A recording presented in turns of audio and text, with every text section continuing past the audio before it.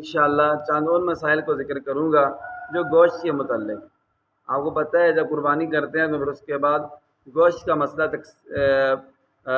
مسئلے کی ضرورت پڑتی ہے۔ اگر الگ سے ایک ہی قربانی ہے اپنی ہے تو پھر بھی اس میں بھی گوشت میں مسائل ہیں، شرعی مسائل ہیں۔ تو سب سے پہلے یہ سمجھ لینا چاہیے کہ اگر ایک قربانی میں کئی حصہ دار شریک ہیں قربانی کے جانور میں،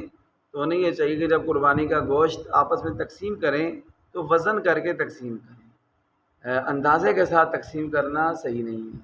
کہ اندازہ اور اٹکل کے ساتھ تقسیم کریں، یہ درست نہیں ہے، اس لیے کہ دوسرے کے دل میں بدگمانی پیدا ہوتی ہے۔ شیطان ذہن میں اگر نہ بھی مطلب اس کو زیادہ ہی ملا تو شیطان ذہن میں وسوسہ ڈالے گا کہ شاید دوسرے حصہ دار نے گوشت جو مجھ سے زیادہ لے لی۔ تو وزن کر کے جب تقسیم کریں گے تو پھر کسی کے دماغ میں کوئی بدگمانی نہیں آئے گی۔ تو اس لیے اندازے کے ساتھ تقسیم کرنا شرعاً درست نہیں ہے، وزن کر کے تقسیم کرنا چاہیے۔ ہاں ایک مسئلہ یہ ہے کہ اگر کسی ایک حصہ دار کے حصے میں پائے آ جاتے ہیں یا سری آ جاتی ہے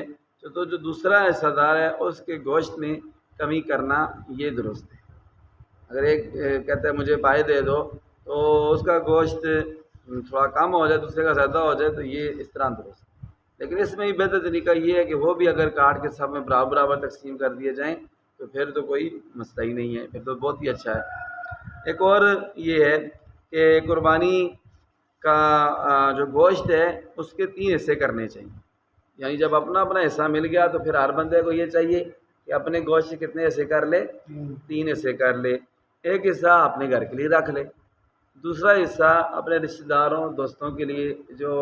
رشتہ دار ہیں دوست ہیں چاہے امیر ہیں غریب ہیں ان کے لیے رکھ، 2 حصے ہو گئے۔ اور تیسرا حصہ غریبوں مسکینوں کے لیے رکھے، جو انسان کے رشتہ دار نہیں ہیں دوست نہیں ہیں، ایسے غریب مسکین لوگ ہیں ٹھیک ہے، ان کے لیے رکھے۔ تو اس طرح تقسیم کرے، یہ سب سے اچھا طریقہ اور مستحب طریقہ ہے گوشت کی تقسیم۔ لیکن اگر ایک بندہ خود ہی سارا گوشت کھا لیتا ہے پھر بھی قربانی اس کی درست ہے ٹھیک ہے، بشرطے کہ اس کی نیت اللہ تعالیٰ کی رضا کی ہو۔ لیکن بہتر طریقہ یہ ہے جو میں نے ابھی آپ کے سامنے بیان کیا ہے۔ اسی طرح یہ ہے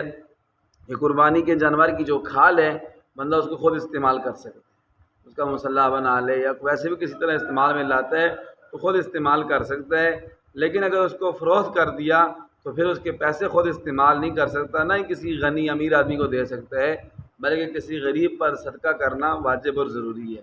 اسی طرح جو قربانی کی کھال ہے مسجد کی مرمت پر یا کسی اور نیک کام میں اس کو لگانا جائز نہیں ہے، یعنی قربانی کی کھال مسجد کی تعمیر میں نہیں لگ سکتی ہے۔ ہاں دینی مدرسہ ہے،